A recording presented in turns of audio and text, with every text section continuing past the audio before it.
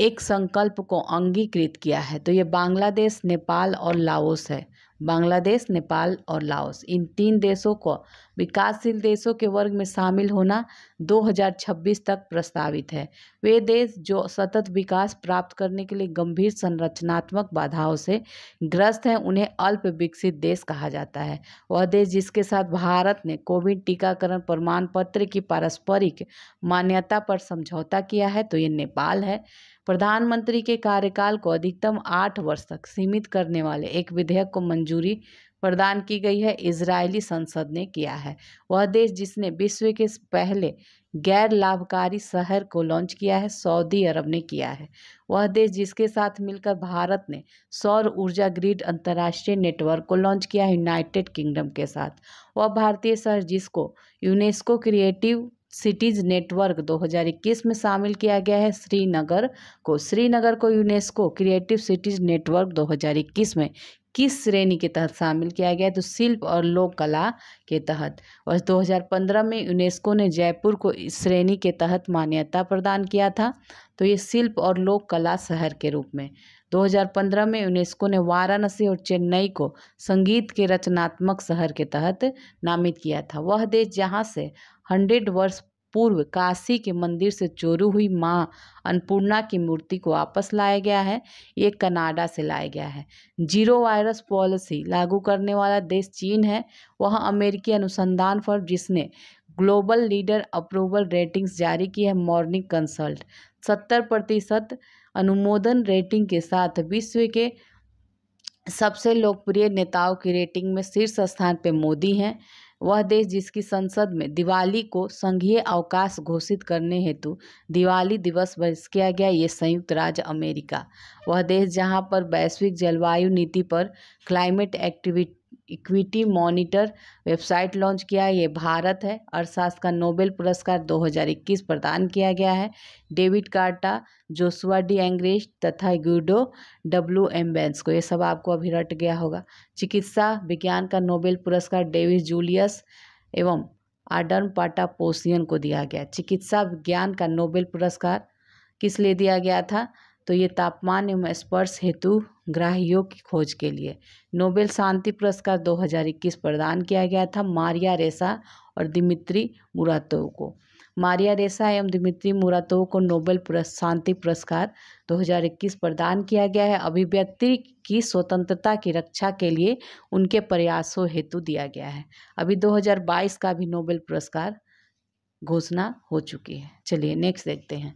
2012 में मारिया रेसा द्वारा खोजी पत्रकारिता हेतु सह संस्थापित एक डिजिटल मीडिया कंपनी है, रैपलर है। स्वतंत्र रूप से समाचार पत्र जिसकी स्थापना संयुक्त रूप से 1993 में दिमित्री मुरातोव द्वारा किया गया था, तो ये नोवाया गजेटा है, नोवाया गजेटा।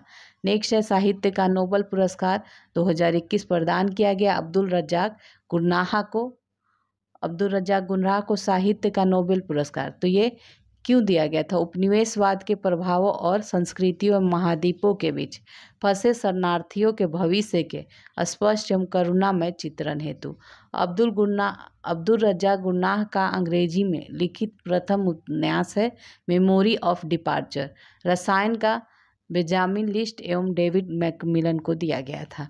आणविक निर्माण का एक नया सरल एवं सटीक साधन जिसके विकास के लिए रसायन विज्ञान का नोबेल पुरस्कार दिया गया था असममित आर्गो कैटालिसिस को। भौतिक विज्ञान का नोबेल पुरस्कार दिया गया था सिकुरो मनाबे, क्लॉस हैसलमैन और जॉर्जियो पारसी।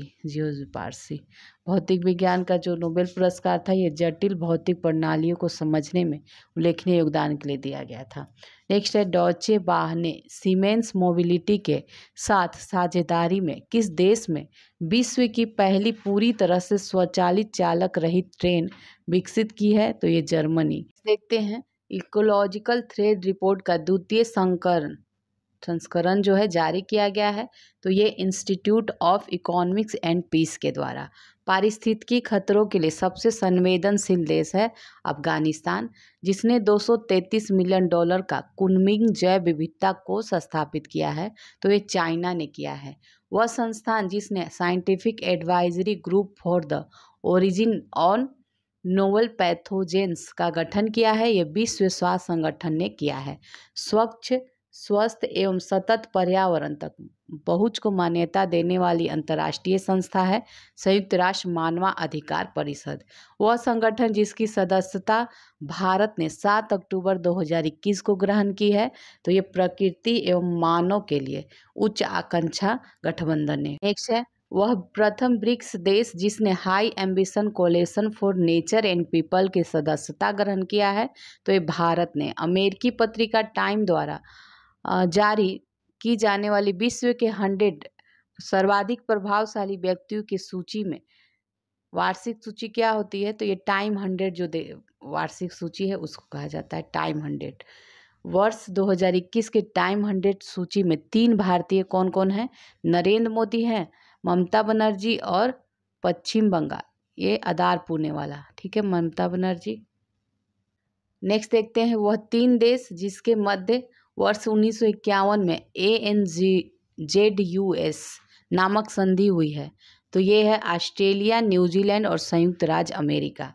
CDRI का पूर्ण रूप है आपदा प्रतिरोधी संरचना के लिए गठबंधन। CDRI का शुरुआत हुआ था 23 सितंबर 2019 को, ये न्यूयॉर्क में। CDRI के 2 नए सदस्य हैं बांग्लादेश और कनाडा। CDRI का नया सदस्य मेडागास्कर बना है। CDRI का 31वां सदस्य सूडान बना है, दक्षिण सूडान। कुल देशों की संख्या 31 है। सचिवालय कहाँ है? नई दिल्ली में। ICDRI 2022 का आयोजन नई दिल्ली में किया गया था। International conference on disaster resilient infrastructure 2022 का। संयुक्त राष्ट्र महासभा ने अंतर्राष्ट्रीय प्रजनन वर्ष 2023 को अंतर्राष्ट्रीय प्रजनन वर्ष के रूप में घोषित किया है। अंतर्राष्ट्रीय प्रजनन वर्ष जो है ये करने का प्रस्ताव किसने शुरू किया है? तो ये भारत द्वारा शुरू किया गया है। संयुक्त राष्ट्र द्वारा वर्ष 2022 को घोषित किया गया आर्टिजनल मत्स्य एक्वाकल्चर का अंतर्राष्ट्रीय वर्ष, सतत पर्वत विकास का अंतर्राष्ट्रीय वर्ष और अंतर्राष्ट्रीय ग्लास वर्ष, सतत विकास हेतु मूलभूत विज्ञान का अंतर्राष्ट्रीय वर्ष, ये सभी घोषित किया गया। संयुक्त राष्ट्र द्वारा वर्ष 2022 को घोषित किया गया है ऊँटों का अंतर्राष्ट्रीय वर्ष घोषित किया गया है। फोर्ब्स पत्रिका द्वारा वर्ष 2021 के लिए जारी 100 सर्वाधिक शक्तिशाली महिलाओं की सूची में 18वीं वार्षिक सूची में शामिल भारतीय हैं तो 4 हैं, निर्मला सीतारमण, रोशनी नडार मल्होत्रा, किरण मजूमदार सह और फाल्गुनी नायर हैं, ठीक है, ये सभी शामिल हैं। अब नेक्स्ट देखेंगे, नेक्स्ट है अंतर्राष्ट्रीय सम्मेलन। तो 22वें संघाई सहयोग संगठन SCO का शिखर सम्मेलन समरकंद उज्बेकिस्तान में हुआ और इस SCO के 8 पूर्णकालिक सदस्य हैं भारत, कजाकिस्तान, चीन, किर्गिस्तान, रूस, पाकिस्तान, ताजिकिस्तान, उज्बेकिस्तान, ये 8 सदस्य हैं। वर्तमान में SCO के 4 पर्यवेक्षक जो हैं देश कौन हैं? तो ये अफगानिस्तान है, बेलारूस है, ईरान है, मंगोलिया है।